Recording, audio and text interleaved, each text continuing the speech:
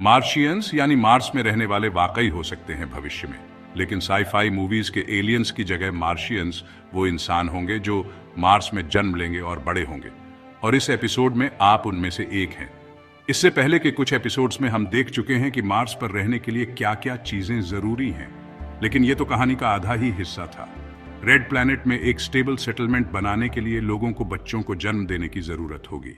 कुछ लोगों का कहना है कि हमें सिर्फ 98 लोगों की जरूरत होगी, लेकिन कुछ का कहना है हमें कम से कम 10,000 लोग चाहिए होंगे।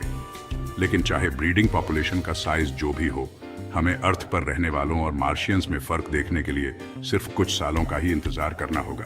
सोलर सिस्टम में अर्थ से सबसे ज्यादा मिलता जुलता प्लैनेट मार्स ही है, लेकिन यह बिल्कुल अर्थ जैसा नहीं है। इसकी ग्रेविटी, एटमॉस्फेयर और मैग्नेटिक फील्ड से इंसानी जीवन के लिए कुछ गंभीर चुनौतियां खड़ी हो सकती हैं, और अक्सर चुनौतियों के साथ ही इवोल्यूशन होता है। अर्थ पर पैदा होने वाले बच्चे करीब 120 जेनेटिक म्यूटेशंस के साथ पैदा होते हैं। अगर आप इन बच्चों को मार्स पर ले जाएंगे तो इनमें ऐसी म्यूटेशंस होनी शुरू हो जाएंगी जो मार्शियन जीवन के लिए जरूरी होंगी, और इनकी आने वाली पीढ़ियों को भी इनसे ये म्यूटेशंस मिलेंगी। जब तक हम मार्स में सेटल होंगे, हमारे पास शायद अपने जीन्स को बदलने की काबिलियत हो, जिससे मार्शियन इवोल्यूशन और तेजी से हो सकेगा। तो अगर आप मार्शियंस की कल्पना करें तो वे शायद ऐसे दिखेंगे जैसे आप और मैं, लेकिन थोड़े अलग। तीसरी या चौथी पीढ़ी में जन्म लेते हैं तो आप आज जो हैं उससे काफी अलग होंगे। सबसे पहले तो ग्रेविटी। मार्स के पास अर्थ के मुकाबले सिर्फ 1/3 ग्रेविटी है, तो आपकी हड्डियों को उतना फोर्स नहीं महसूस नहीं होगा जितना अभी होता है। आपकी हड्डियां अपनी डेंसिटी खो देंगी और ज्यादा नाजुक हो जाएंगी। इनका टूटते रहना एक आम बात होगी।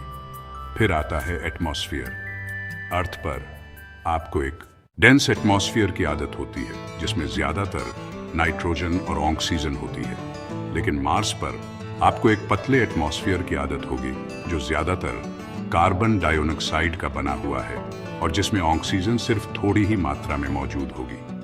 आप पूरी तरह से नया रेस्पिरेटरी यानी सांस लेने का सिस्टम इवॉल्व नहीं कर पाएंगे, लेकिन आप ऑक्सीजन की कमी के साथ रहने के कुछ दूसरे तरीके जरूर डेवलप कर लेंगे। लेकिन इन चीजों के बावजूद आपको खराब एटमॉस्फेयर में जिंदा रहने के लिए या तो जमीन के नीचे रहना होगा या फिर एक काफी इंसुलेटेड घर में। और क्योंकि मार्स पर मौजूद जीवन छोटी छोटी स्पेसिस तक सीमित होगा, मार्शियंस को ज्यादा दूर तक देख पाने की जरूरत नहीं पड़ेगी। हाँ, आपकी दूर की नजरें जन्म के साथ ही कमजोर होंगी।